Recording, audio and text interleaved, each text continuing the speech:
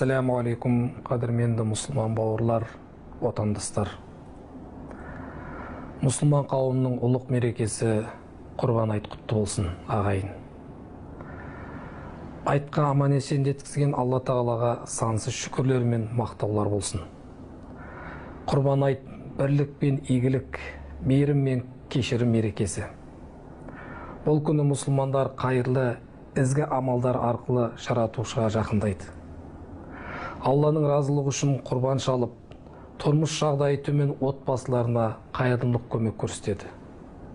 Ұлық мереке ағайын арасын жақындатып, көршілерді, ұлттар мен ұлыстарды ынтымаққа ұйытып, татулыққа шақырады.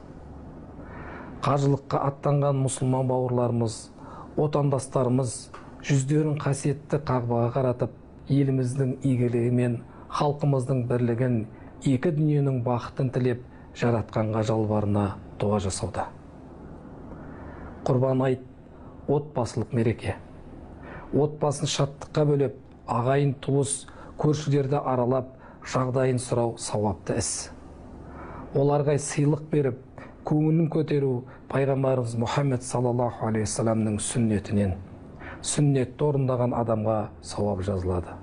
Мүбарак мейрамының құрметіне орай барша отандастарымды, кәсіпкер бауырларымды, дін жанашырларын Құрбан айтта мүгедектер мен зағиптар, жетімдер мен жесірлер, әсіресе қараусыз қалған ата-аналар үшін арнайы қайырымдылық іс-шаралар өткізіп, айттың қуанышын сездіріп, оларға мүмкіндігінше көңіл бөлуге шақырамын. Аллах Тағала баршамыздың дұға тілектеріміз бен ізгі амалдарымызды және шалған құрбандықтарымызды қайырымен қабыл еткей.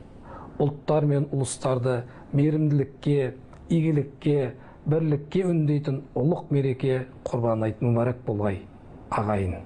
Жаратушы иемізден отбасыларымызға амандық, мықты денсаулық, кәсіптеріңізге адалдық пен береке тілеймін.